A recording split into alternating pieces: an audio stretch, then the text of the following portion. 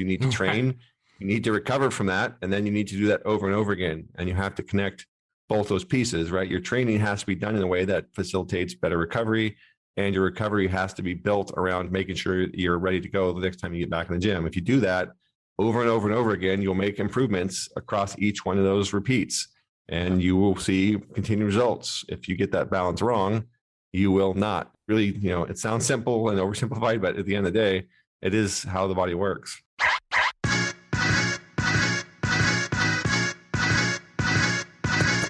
Hello, and welcome to the Physical Preparation Podcast. I'm your host, Mike Robertson, and I'll be joined on the line later today by the one and only Joel Jamieson. Now, normally I would do like the whole week that was, recap, all that good stuff.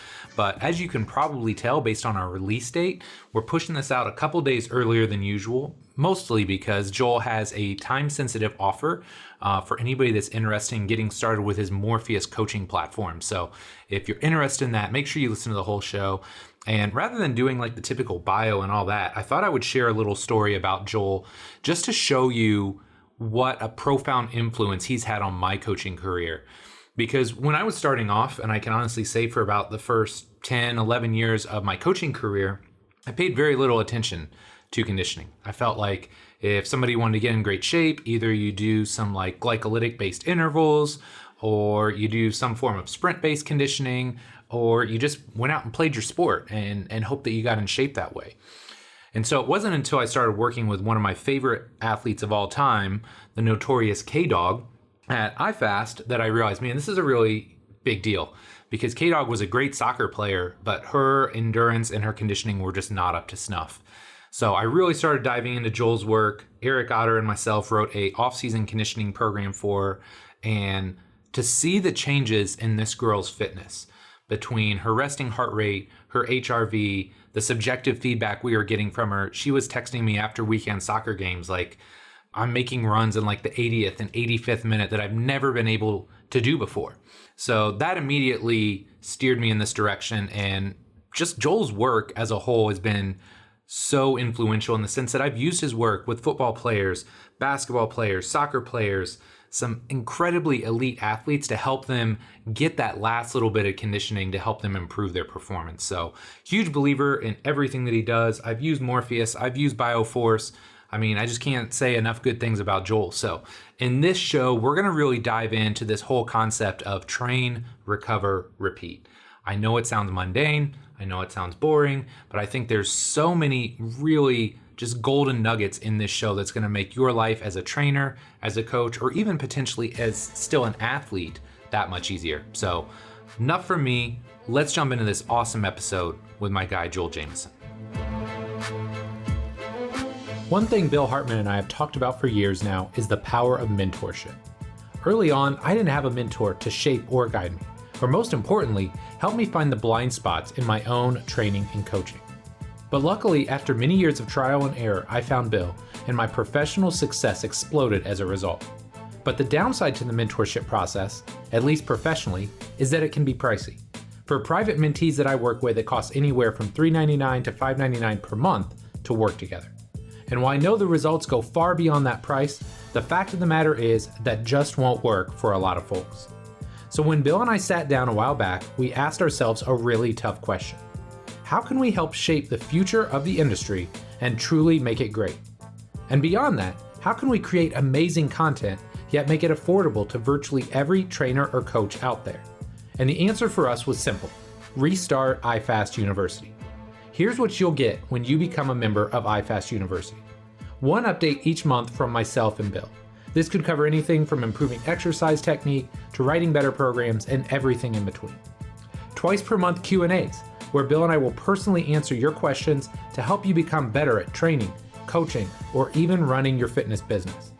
A Facebook group where you'll be surrounded by like-minded trainers and coaches who are serious about getting better, and access to the iFastU archives, where you'll be able to watch literally hundreds of pieces of content from the iFast team over the years. This blend of content and Q&A is specifically designed to help make you the best trainer or coach possible. If you're interested in learning more, head on over to ifastuniversity.com to get signed on. We'd love to have you on board. Joel, man, thanks so much for coming on the show here today. Really excited to have you back on. Could you start by just telling us a little bit about yourself? Yeah, I've been in this industry a long time. I think by the time we now hit COVID, I think I've seen it all across fitness. But I got started back in the late '90s, early 2000s on the strength and conditioning side. University of Washington, spent a little bit of time with the Seahawks. Opened a gym in the combat sports. Gym was right next to me, so I started training a lot of fighters. And at the same time, I was introduced to heart rate variability technology, which is, back then it was like space alien technology that no one ever heard of before. And now it's on everyone's watches and their devices. But basically spent the last, 15, 20 years training a variety of people, working with different organizations, from teams over in China to people down in Australia and kind of across the world. Worked with a lot of different world champions in combat sports, done a lot of stuff on both recovery and conditioning, wrote some books, put out 8 weeks out, my main website, just kind of run the gamut of stuff. I'm kind of running out of things to do these days. And to be honest, I haven't tried before. I love it, man. So if people want to get more info on just like who you are and that story, you might be the most tenured person on my podcast at this point, because I think I have you on like once a year. But I think what I'd like to focus on, at least at the start, is the idea of recovery, because it's something I've always been very passionate about, something I've always tried to like preach and focus on with my clients and my athletes. I know it's a huge piece of what you do. So talk to me a little bit about that. Like, why did you get interested in recovery in the first place? Yeah, it really goes back to what I just talked about. I was introduced to heart rate variability, or HRV, literally like 20 years ago. And for those of you listening don't know what it is, and most people probably do at this point, but the simplest explanation is it's a measure of the cost of all the stress you're putting your body under, and it's showing you where you are on this stress recovery curve, because our body basically goes through these cycles of being under stress, whether it's physical stress from training or mental stress from life, and usually it's a combination, and then it has to recover from that stress. And this has to happen over and over again. If you do it right, then you get bigger, stronger, faster, leaner, whatever, you get better. If you do it wrong, you go the other direction, and and you hit a plateau, and eventually you get injured, you burn out, all those other things. So really what it comes down to is how people structure the stress of their training and how that works together or against the stress of their life, and then how well they're able to recover from those things. And so when I first started looking at heart rate variability numbers, I was training combat athletes, I was training Seattle Seahawks cheerleaders, I was training, just a variety of people, like Microsoft executives, training kind of anyone and everyone in my gym. And the biggest thing I realized was recovery was very unpredictable and often didn't have a whole lot to do with the workout like I thought it would. Because, as a coach, you always assume like the biggest stress in someone's life is the workout. So you think, oh, I pushed someone really hard today. The next day they're going to look completely fatigued and their recovery is going to suck. Or you think like, oh, we did a fairly easy workout today, so the next day they're going to look, fairly well recovered. But those things just don't hold true. And the reason is because people spend, an hour with me in the gym, maybe 90 minutes, maybe 3 times a week, 4 times a week. But it's all those hours in between that are driving their recovery. And if you don't have, basically I realized if I didn't know what they were doing and I didn't have any insight into that, a lot of times my guesses about those things were completely off base. And I realized that the limitation in most people's results really wasn't, this nuanced detail of, was it 3 sets or was it 4 sets, or was it, 80% of max or was it 85% of max? I mean, I realized I was sweating over all of these details and spending a lot of time trying to put together these perfect programs. But like 99% of the time, like those aren't the limiting factors. It's like you can write out all the sets and reps and all these perfect exercises and everything else, but then the guy goes home or girl goes home and sleeps 5 hours for 3 nights in a row, like it goes to shit. It doesn't matter what you do. So it's really not about, how much you can train. It's always about how much can you recover from. And that's really kind of the genesis of where I started realizing training is a very important piece, and I would never say otherwise, but the recovery aspect of it is equally important. In some ways, it's more important because it dictates how much you can train, right? You can only train as much as your body can recover from. If you don't recover from a given training load, you will not get results. In fact, you'll probably get negative outcomes from it. So it's just been, a journey of trying to unlock both sides of that equation of, how do we train? How do we organize loading? And then how do we facilitate recovery? And it's got to go beyond this, like, oh, just take a day off. Like that's the lazy man's recovery. There's way more to it than that. That's like say, just go lift some weights, just take a day off. Like, no, we can do a lot better than that. So That's the long answer to your question. I love it. Yeah, I used to always talk about with my Gen Pop clients the 23-hour rule, right? So you Hmm. got 1 hour in the gym where you can do all of the right things, and then they have 23 hours out of the day to go home and screw everything that we just worked Yeah, on up. and they do. Yeah, right, right. I mean, I just distinctly remember, like, especially when I got like a big client load at iFast, and we start really crushing things, and I'm just thinking, like, man, I feel like I'm a pretty good coach. Why are these people not getting results?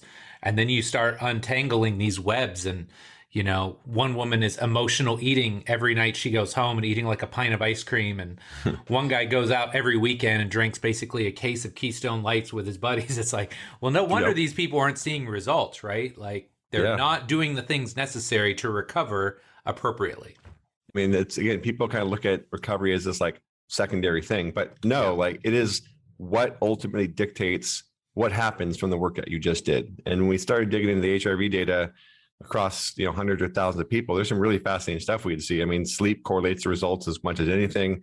We saw, like, we look at like college soccer programs, and when these college soccer programs were in finals week, which were not during the season, their HRV, their recovery would tank far more than when they were on playoffs. Like Wow. the stress of finals, of being under, just the pressure of having to do well in a test and not getting sleep, and that whole thing for that, 3, 4, or 5 days of finals week literally would trash the soccer teams more than being on the road and playing in competitive tournaments in the playoffs. Like, so people, I think, just don't fully grasp, because they've often never seen it, how much the life stress weighs down on them and how much that has the ability to sabotage all the hard work they put in the gym. And so people really have to connect these dots. And I've built this model I've been preaching lately. It's called train, recover, repeat.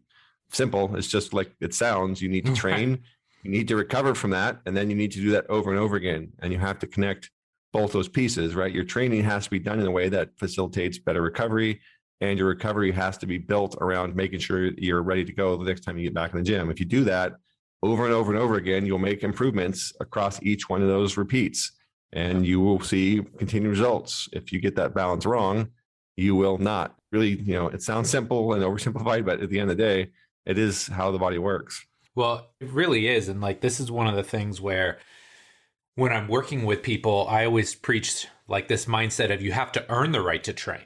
It's not like, especially as you get older. I mean, obviously that might be happening to me a little bit now, but it's not like back in the day where we could literally party on Saturday night and hang out till 3 a.m. and then we'd go in the gym and we'd have like a heavy squat day on Sunday. And somehow we would get through that, and now 20 some years later, you realize, well, number one, that probably wasn't the smartest way to do things.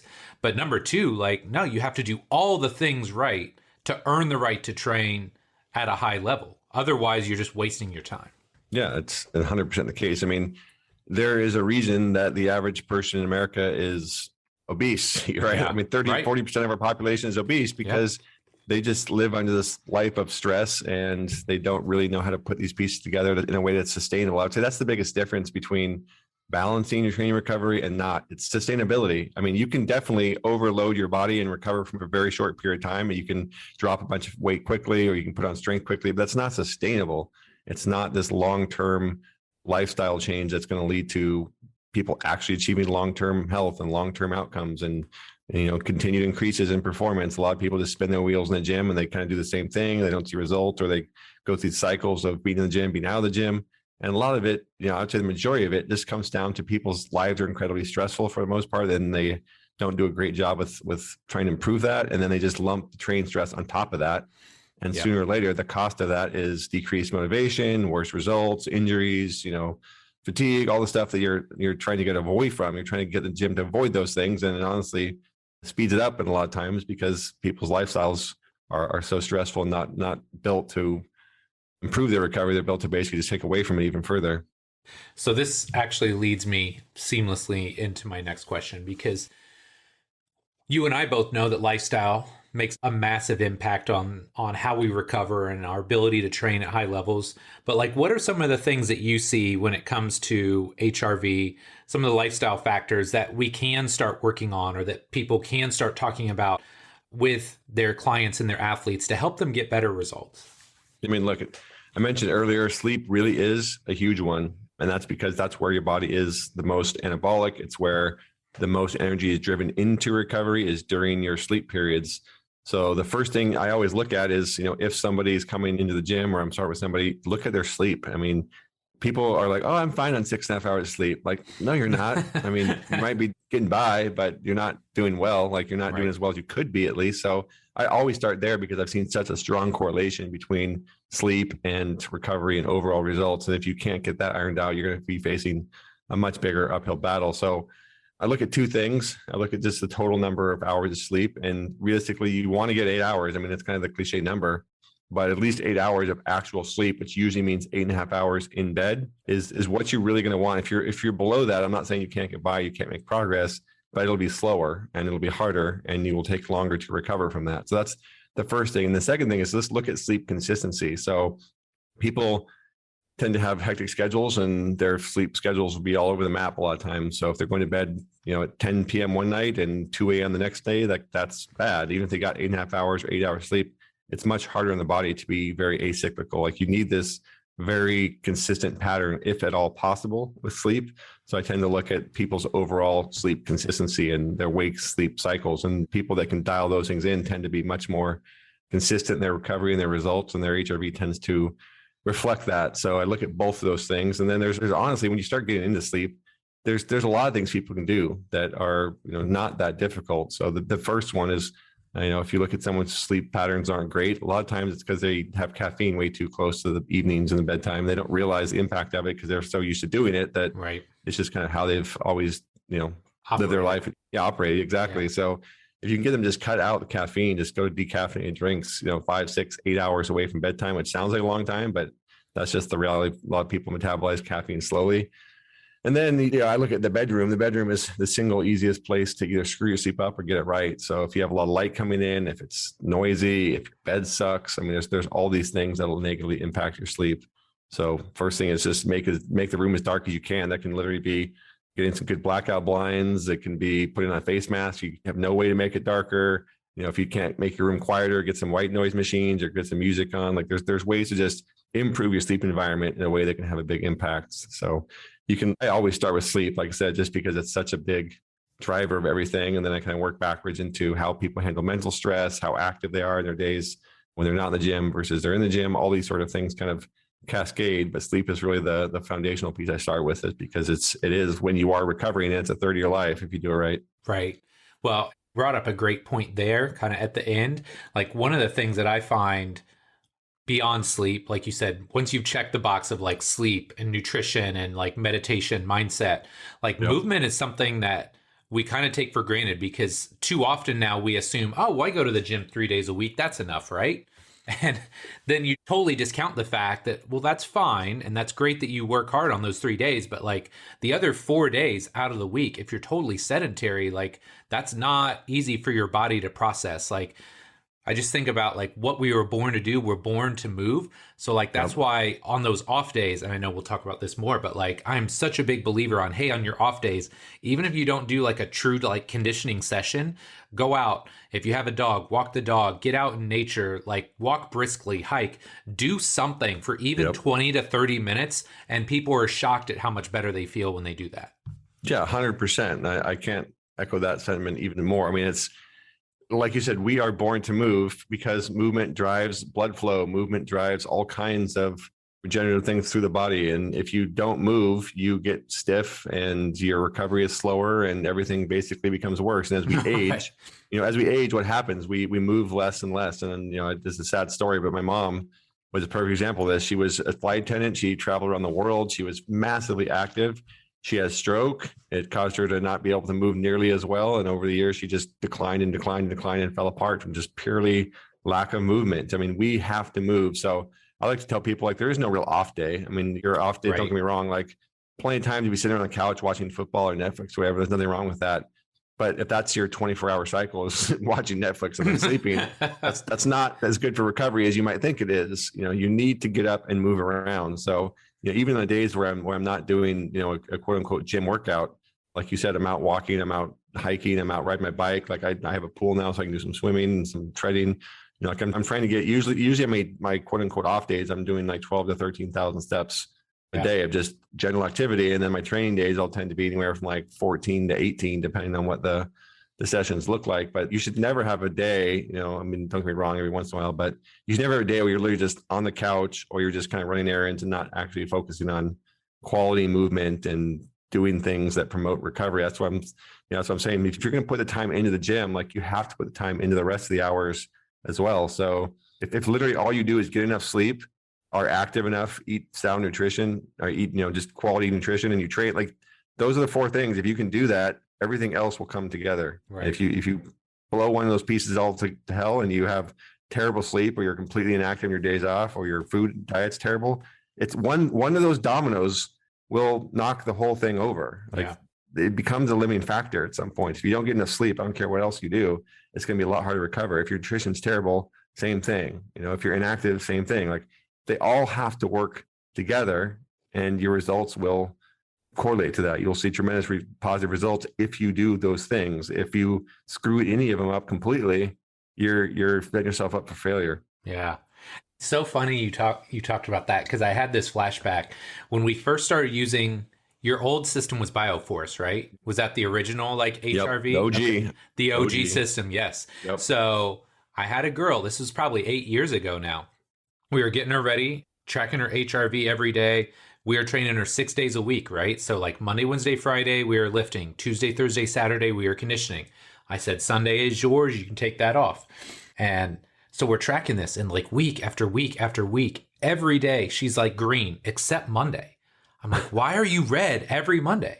She's like, I don't know. She's like, I don't do anything. I'm like, well, what do you mean you don't do anything? She's like, no, like literally, I don't do anything on Sunday. And it was literally like the Netflix and chill. And so I said, okay, let's switch this up. And I said, I want 15 to 20 minutes of movement. I don't care what you do. Walk the dog, get in your pool, go for a swim immediately. As soon as we do that, she's green every Monday. It was crazy. Yeah. It is crazy, but I mean, like you said at the beginning, the body was built to move. We are fundamentally built to move. And when we don't move, we just sit there.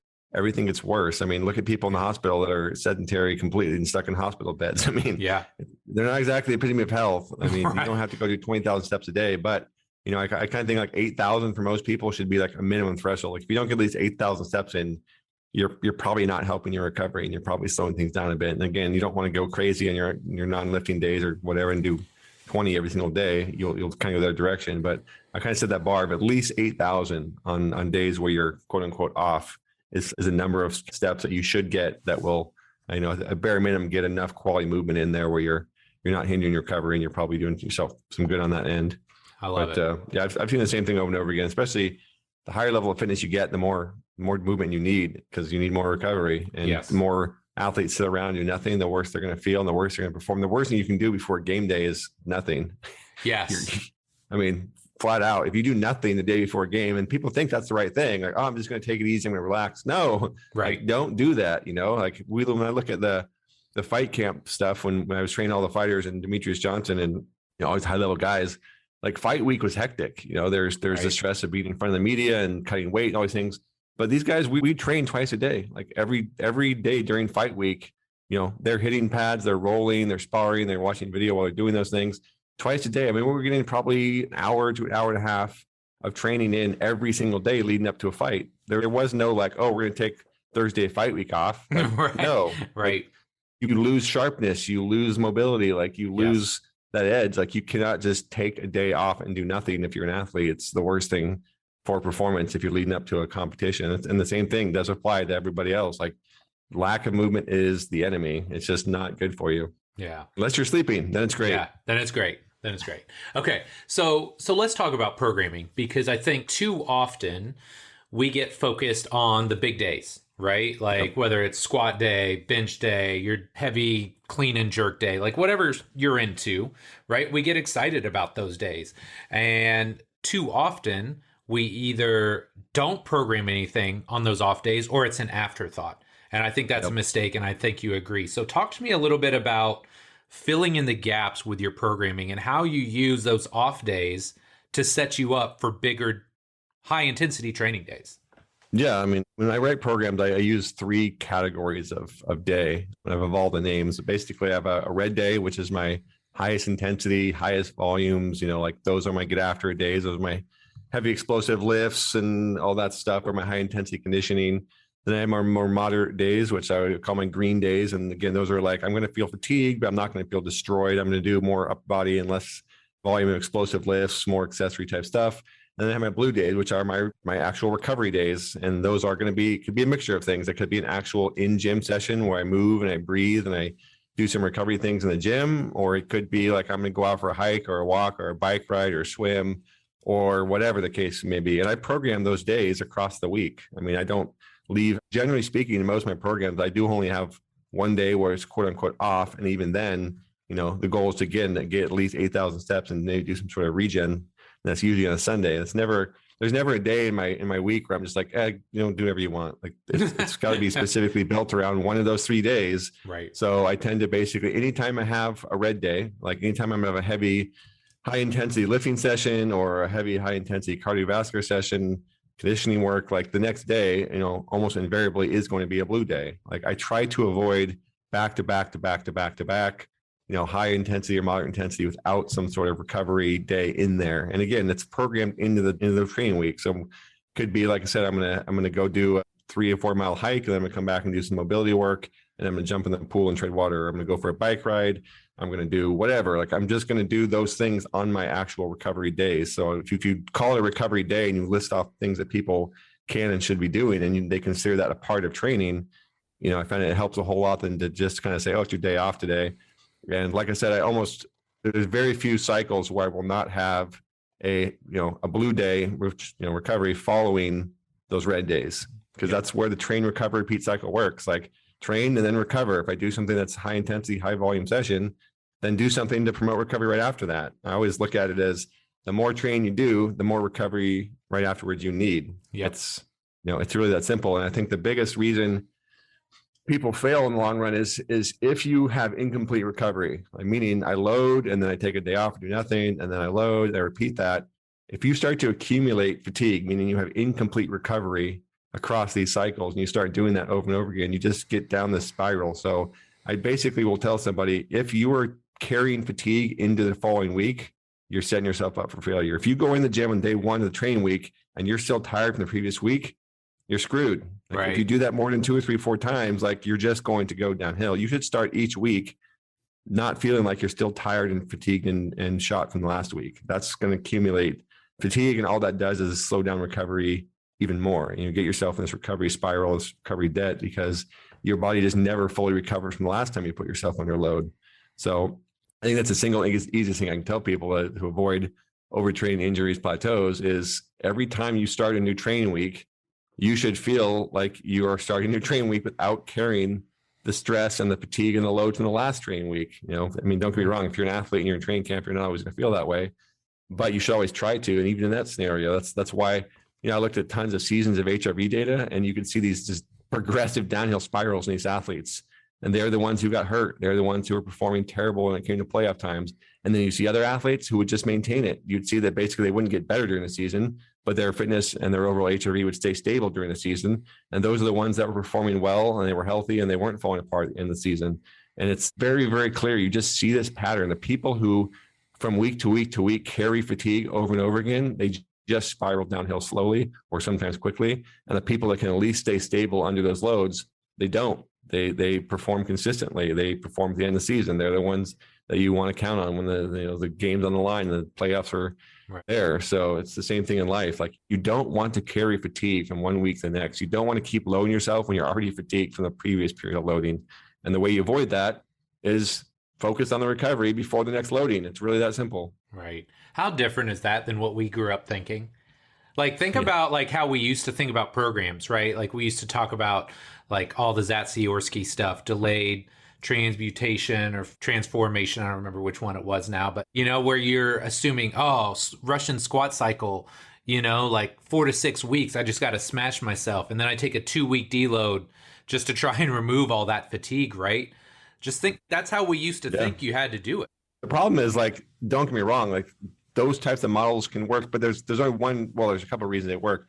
The first one is those athletes have been training that way their entire lives. Right. Like, their work capacity is absolutely insane. Yes. It's off the charts. They've been trained that way for 20 years. And the second thing is, there's some, like, all the stuff that Verkhoshansky and Zatsiorsky and all these guys Like they were dealing with some of the best athletes in the world. It's just idiotic to like take.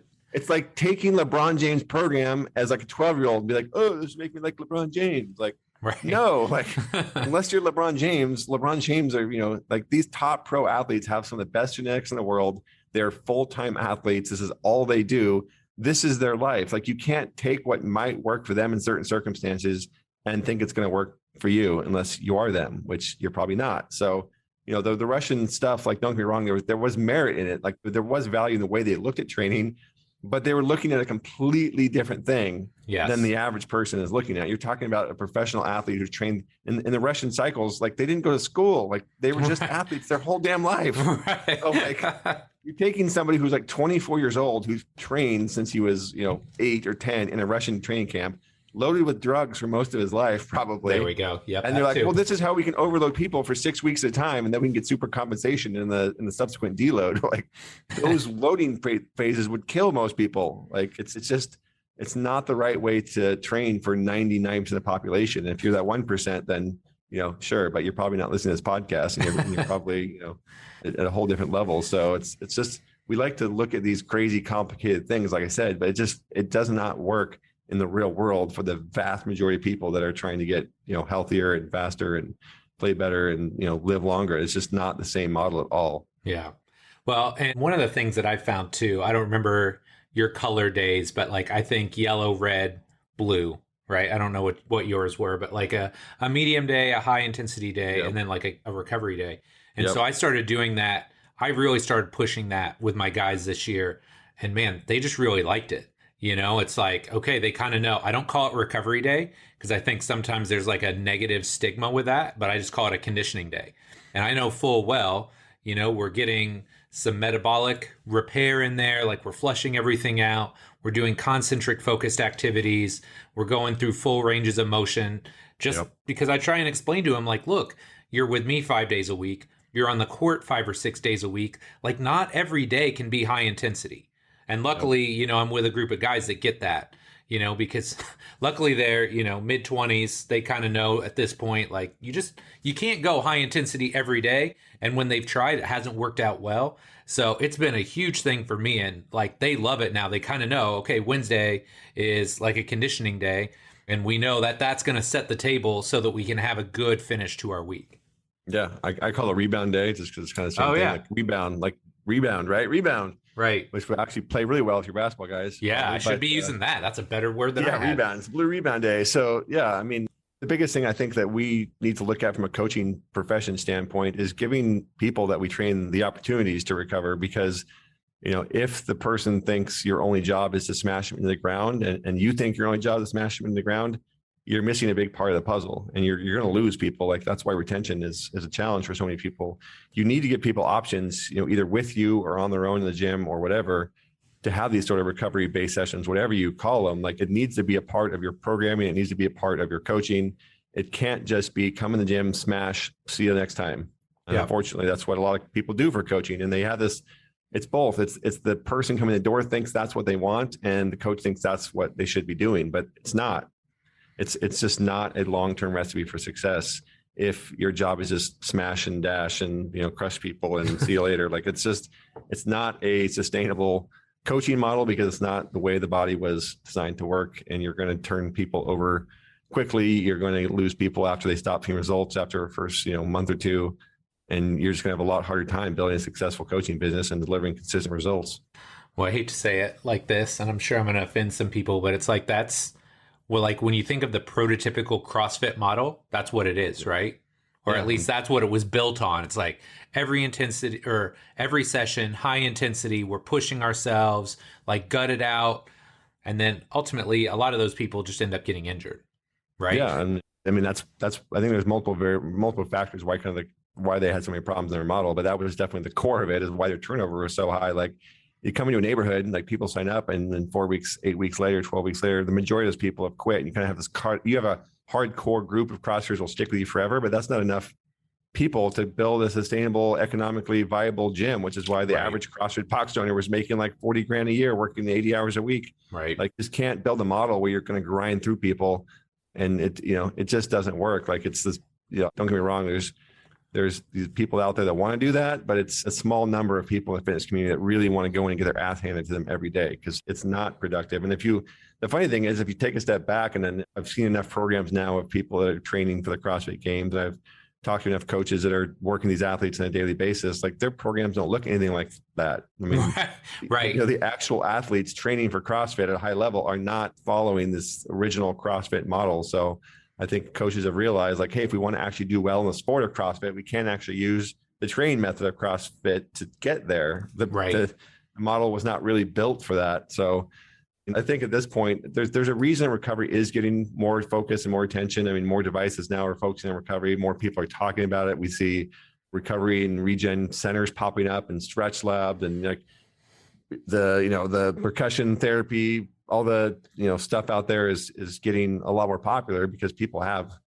kind of come to this conclusion that we've been talking about, that if you just smash yourself and you don't recover from it, you're going to set yourself from failure. So I think we're in a better better place, and that people are looking at these things, but I still think there's a bit of disorganization in kind of how it's done. It's kind of piecemeal. It's like, oh, I'm tired today. I'll go, try a float tank for today. Like or I'll do cryo. Like it's kind of the supplements. Like to me, look at all these things as like the supplements, right? Like, oh, I'm going to pop some supplements. I'm going to pop some caffeine, right? Like it's a short-term fix, but it doesn't fix your broken program. Like your recovery has to start with how you organize your training and the things you do in your lifestyle. And then all these little accessory things, are the supplements that help put on that last little bit. They can play a role, can be valuable.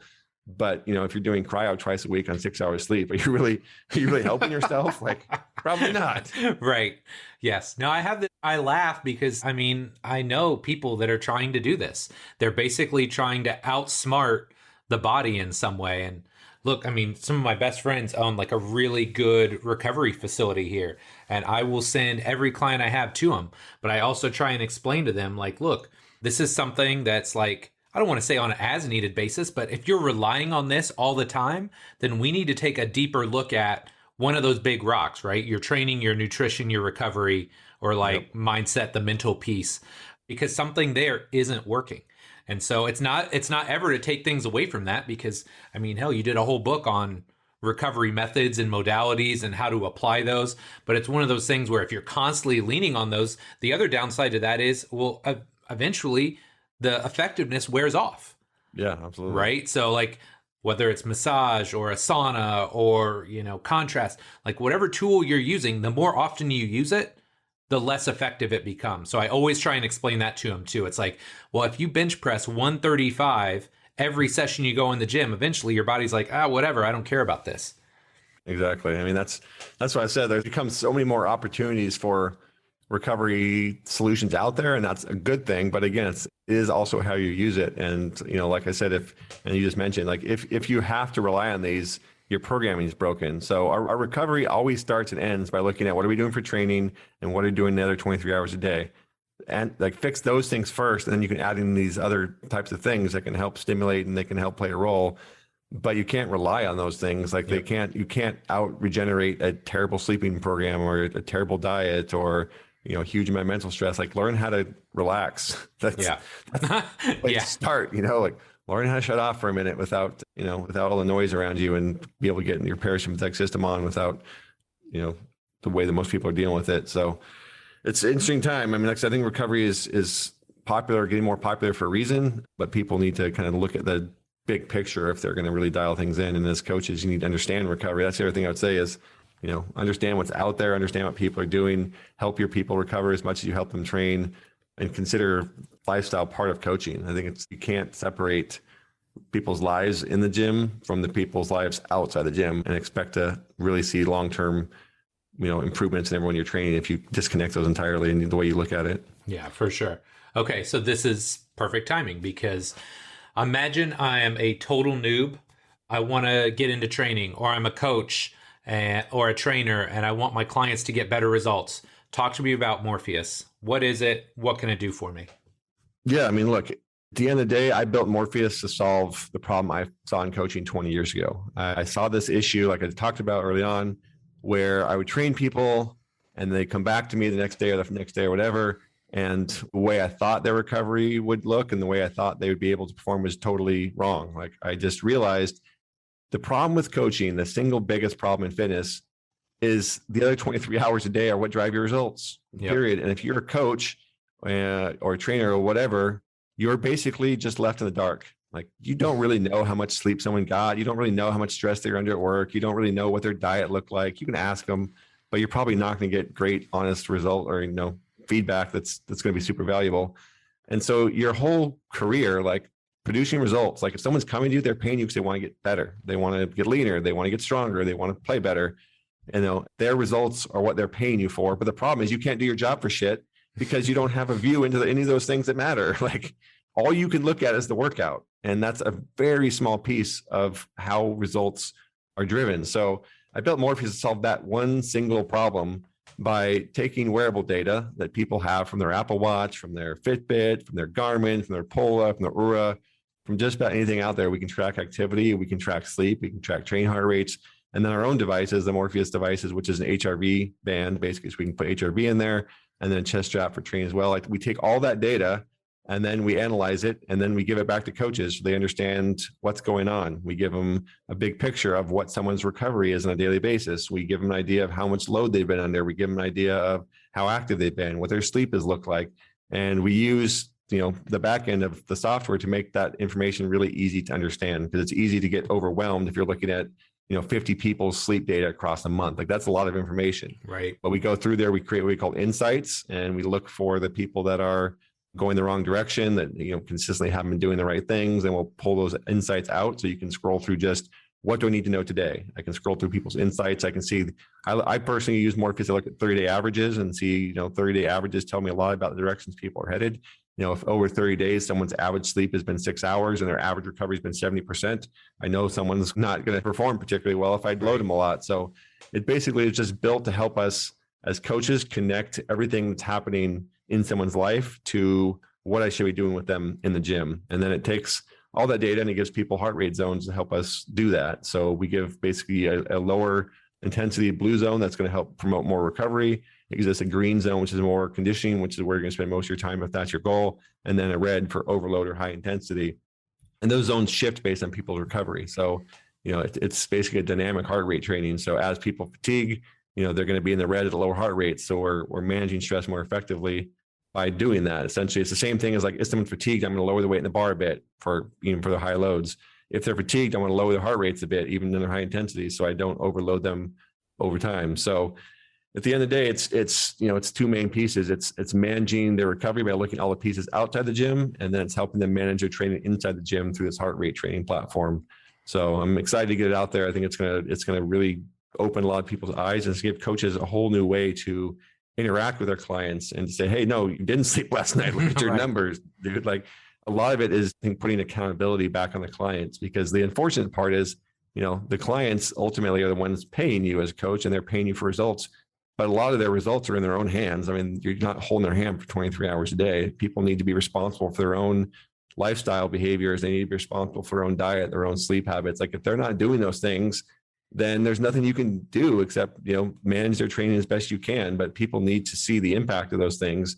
And there needs to be that layer of accountability where the coach can go back and say, look, like, the reason that you're not seeing consistent results is because these are all things you're doing to sabotage, what we're trying to achieve together. Like, fix these things if you want to see better results. I think it just changes some of the dynamics a bit, and it gives coaches just a much better window into what people are doing and what they aren't doing. And it makes coaching so much more effective, where you can say, hey, look, your last off day, you took 10 steps. Like, what'd you do, go to the bathroom once? Like, get your ass out and move a bit in your off days. And all of a sudden, boom, like you said, like, you can see some really big changes with some fairly small interventions. And all of a sudden you can start having just a much broader window of what coaching means. It doesn't just mean like figure out sets and reps. It means like help people dial in these things outside the gym and add that accountability so they do those things.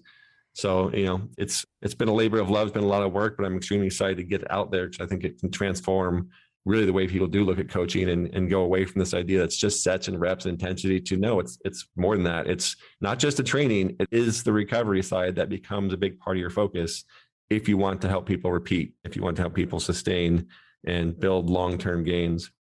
Well, back in the day, we used to like preach the concept of auto-regulation, right? You just train based on how you feel. And I think that sounds great. And it's one thing if it's us, but as trainers, a lot of times we have this tendency to, I'll get through this. You don't feel good, you push through it. Or you never know if your client or an athlete's really being honest with you, right? Like, you never know. Themselves. Right? So the great thing about this is true auto-regulation, right? Like, this is real time. Like, no, you didn't move enough, you didn't sleep well, whatever. Therefore, I'm going to change your workout for today based on where you're at. Like, That's the beautiful thing about this. And that's why I love this kind of technology, is because like, we could write the best program ever, right? Like, I'm going to waive the high intensity and the low intensity days, or, I don't think this person recovers well, so I'm going to give them a high intensity day, whatever, every 2 or 3 days. Like, there is no guesswork with this, because you literally know day to day where somebody's at, and you know the best way to load them to make sure that they get a high quality training session in. Yeah, exactly. I mean, trainers' jobs, coach job right now, whether they realize or not, it's like trying to pick stocks and invest in the stock market if you could only see what a stock was doing like once every 2 months. Yeah, right. How good would you be able to pick those stocks if you couldn't see what's happening from a day-to-day or week-to-week change? Like, you would just be shooting the damn dark because you wouldn't have the full picture. And that's unfortunately just what coaching is, whether we realize it or not. And most people understand that. You're just kind of guessing. Like, you're using some intuition, but at the end of the day, if you're training 20, 30 people or you have group classes coming twice a day, like, then you're not even guessing. You're just kind of following a plan and hoping it works out. But if you can actually start seeing these things behind the scenes, you unlock that black box. You can see what people are doing outside the gym. You can see whether or not they're getting enough sleep. You can see how much stress they're under. You can see how active they are. You can see all these numbers. Then coaching becomes not guesswork. It becomes coaching. It becomes using knowledge and expertise to say, hey, it looks like the reason that we need to back off our intensity here is because you're just not getting enough recovery given how much you're sleeping, and sometimes just having those conversations makes people go, what? Like, I need to improve my sleep. And then they do it. And all of a sudden, the results are vastly different. Like, I can't tell you how many times I've seen that where, like, I literally made no change in someone's program, but I got them to fix something in their lifestyle. And then all of a sudden they come in, they PR, they feel amazing. And then that light bulb goes off in their head where they're like, holy shit. Like, like, that made a difference. I had no idea that, doing this one little thing differently could have such a big impact on my fitness. And I think people, the average person in the dark too, like, they don't recognize how much all these things play a role because they've never seen it and they've never had someone coach them through it. So, like I said, I think we're at the start where we can actually take this wearable data that's been out there for so long, and I think we can make it useful for the first time. The truth about wearable data is most people just kind of like look at it and they track it. Oh, I did so many steps, but I got as much sleep, but it doesn't really put all the pieces together for them. And that's what wearable data can and should do. And that's really the whole reason I built Morpheus. Is like, wait a minute, we have all the answers here. Like, we have all this data.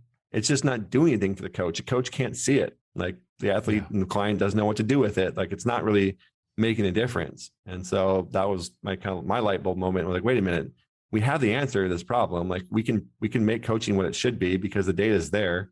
We just need to build the software and the tools to make it happen. And that was really what drove me to build the Morpheus coaching platform, and to take all the data and make it useful for a coach, and make it practical, make it easy to apply, and help them become better coaches and help clients become better clients. At the end of the day, when you put those pieces together, the coach can see the data, the client can see the data, and you can build these sustainable fitness programs that, produce long-term rewards and lasting results and real changes, whether it's to make the team for the first time, or stay healthy for the first time, or to finally drop weight and keep it off, or to hit PRs consistently, whatever it is. It comes down to putting these pieces together. We just haven't been able to see most of them for the majority of the time until now. Yeah, I love it, man.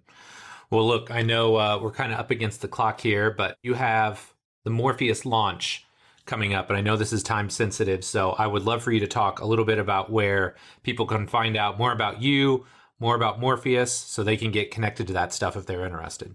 Yeah, so my main website, 8 weeks out, just number 8weeksout.com, and then trainwithmorpheus.com is where everything Morpheus is. And as you mentioned, we're launching a coaching platform for the first time. We're going to limit it to a couple hundred coaches so we can really iron out all the details, and we're going to do a 30-day onboarding. So for 30 days, once a week, I'm going to jump on a live call with them. I'm going to walk them through how to use it, answer all their questions, just really, really dial things in and get these coaches using this thing to the fullest of its potential. So because we are, like I said, time sensitive and limited, make sure you do go to trainwithmorpheus.com. We'll have all the information about the coaching platform, how to sign up, what it looks like, all that sort of stuff.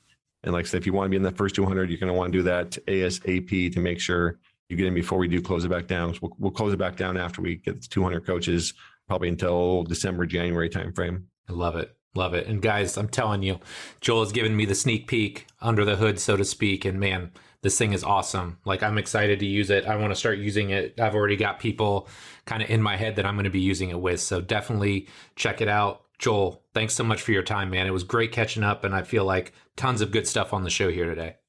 Yeah, man. Thanks again for having me. Like I said, I think I've been on your podcast more than anybody else's. I always enjoy the conversations. I hope your listeners find it valuable. I think we're going to get this platform out there. We're going to make a difference, and appreciate the support and sharing with your audience. I love it, man. Well, thanks so much, my man. Thank you. All right, my friend, that does it for this week's show with Joel. Really hope you enjoyed it. He is absolutely one of my favorite people in the world to talk to. Like I told you up front, all of the learning and the education that I took from him early on allowed us to really create a strong bond, strong relationship. We've collaborated on projects since then. We're good friends, and he's somebody I just think incredibly highly of. He's a very forward-thinking coach, and if you're not on board with some of this stuff, man, you got to start diving in, because whether we're talking recovery, whether we're talking about HRV, whether we're talking about learning how to truly auto-regulate the training of our clients and athletes, he is a great resource, and I really hope you enjoyed the show. Now, normally I would ask you to do something for me. In this case, go subscribe, share the episode. Obviously, you can do both of those things. But today I'm just going to ask you this. Like, if you really want to upgrade what you're doing as a trainer or as a coach, consider investing in Joel's Morpheus platform. I get paid absolutely nothing to do this or to say this. I just think the world of him, and I know from using these tools myself what a profound impact it can have on your clients and athletes. So that does it for this week, my friends. As always, love and appreciate you. Thank you so much for your support, and we will be back next week with our next episode. Take care.